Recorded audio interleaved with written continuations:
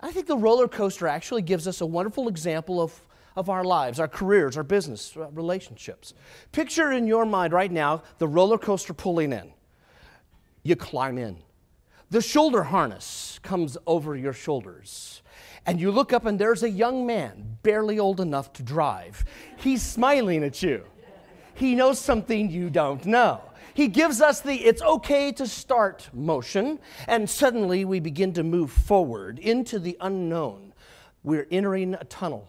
It's dark. There's quiet whispering and sounds. There's a turn, and then all of a sudden the clicking, gear grinding sound of the ascent, and you look up and you can see at the end of the track blue skies way above. When we emerge from the tunnel, you look out and you can see we're now above the trees. It's all familiar surroundings, just a new perspective. And you continue to climb until finally, 12 stories high, we're at the top and everything levels off. And it's quiet here. And you can see the whole world from here. Then suddenly, the nose drops and you are straight down racing 70 miles per hour towards the ground. And suddenly, everybody is screaming. Right before you reach the bottom, there's a turn, a right turn, a left turn, a right. You're climbing, unexpectedly climbing. Suddenly, you discover you are hanging upside down. Lean over and kiss your neighbor goodbye. A few more twists and turns, and then finally a long, slow stop right where we started from. Sound like life? Does, doesn't it? We start our careers, our businesses, our relationships with certain expectations, certain hopes and dreams, and we begin to move through the unknown, the dark, the climb, the new perspectives, new opportunities, finally reaching what we think is, this is it. Then the bottom drops out, the economy fails, somebody makes bad decisions, sometimes it's us. There's twists and turns of unexpected changes, and there's the loop-to-loop of health issues. That's life. I think the greatest tragedy is not that the ride comes to an end, but that for many of us, it keeps coming back to the same place we started. And nothing has really changed. And then worse, we do it all over again. That's why we keep asking, what's the one thing that separates those who live their dreams from those who dream of living? Is it motivation? Is it skills, talent? Is it money? Those are nice, but they're not the answer. They really aren't the answer.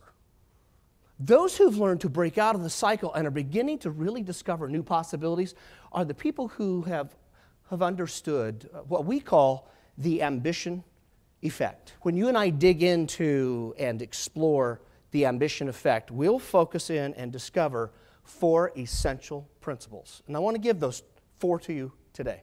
4 essential principles are going to come into play. The first one is this: ambition triggers action. Ambition triggers action.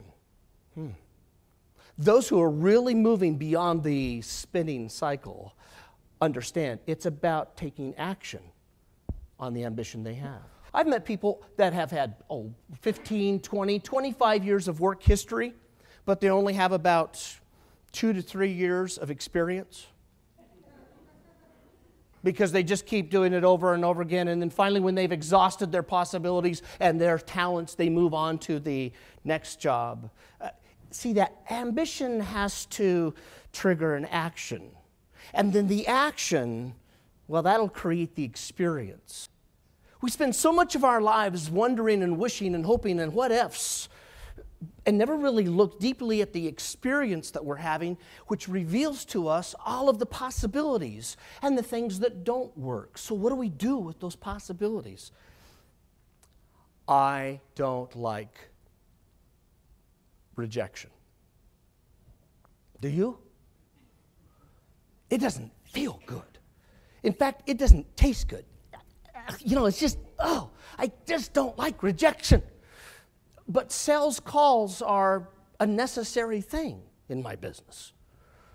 And I realized one day that I kept coming back to the same place over and over and over again, and I didn't like what I saw. No calls, no results. No calls, no results. Not good. What do I do? And it was in the agonizing truth of the fact that I'm just going in circles, coming right back to where I've always been before, and I'm not getting where I really want to be, that I remembered second grade. Second grade, we moved to a new town, and I didn't know anyone. Didn't know anyone. I wanted to play with children my age. There were no children my age that lived on my street. So I went to complain to my mother. I said to her, Mom, there are no kids in this town. Isn't it amazing how we will exaggerate our frustrations? There's no kids in this town. Now, all I knew was that there were no kids on my street. She looked at me and she said, well, Stephen, why don't you go find some? Well, you don't have to tell me twice. So this is exactly what I did. I went door to door around my block. I knocked at every house, and I said, if they opened the door, hi, I'm Stephen. We just moved here. I am looking for children my age to play with. Do you have any? I did. I did. And if they said no, it wasn't rejection. It was just a discovery. If I could do that when I was a kid, why can't I do that now? The switch turned on.